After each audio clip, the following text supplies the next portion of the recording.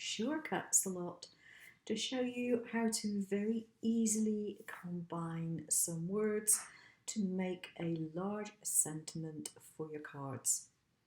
Now I've got two words here already. One I've got picked out in a very large chunky font and the other one is more delicate.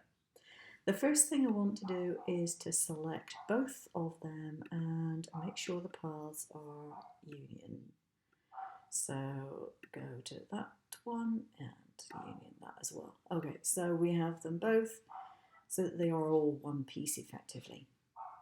Now in this particular case, what I want to do is to put my letters so that they're partway covering this here. And the nice easy thing that you can do with this is to go to your object. Sorry, go to edit, go to copy, go to edit and paste in place. And then go to object lock. And that's only going to lock the one that you just copied and pasted in place.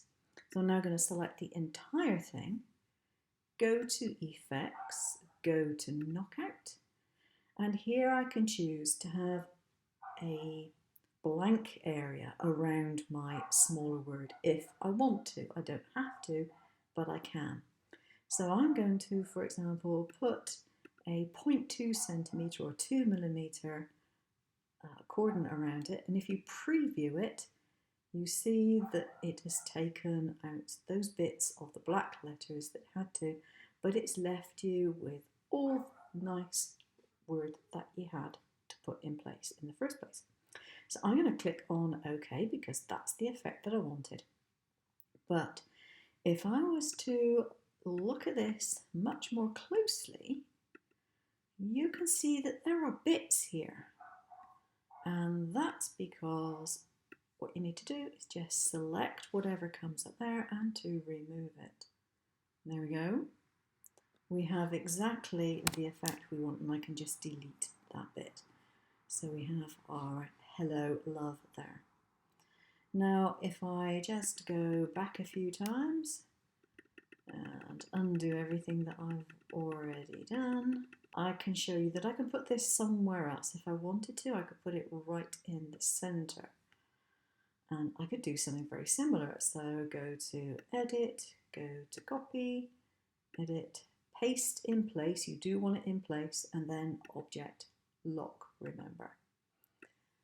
Select the entire thing, go to effects, choose knockout. Apply your extra blank space if you want to, your gap, or not, it's your choice. Now for example, I could make this gap quite a lot bigger, preview it, and think, no, I don't really like that, and then take it down to a very small one, preview it, and I get the result that I want. So I click OK, select whatever will come out of here and remove it. And as you can see, I have the result that I want. So that's a nice, easy way of doing it and gives you something a little bit better than just one solid word going across your card. So I have my two words here and I want to put an offset around the birthday. So I go to effects, go to shadow layer, and I want to make this a rounded shadow.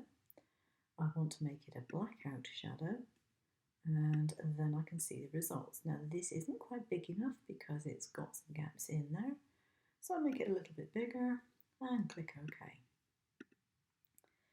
So I have this shadow and I can place it where I want it to be, and I'm going to arrange it so that it's at the front. There we are.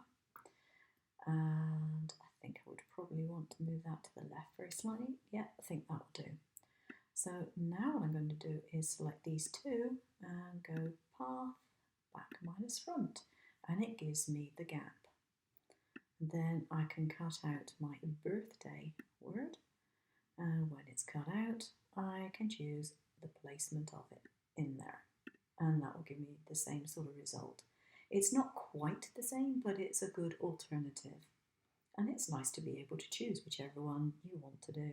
So here is a very, very simple card that I have made with some gold vinyl and some black vinyl. They're both glitter vinyls.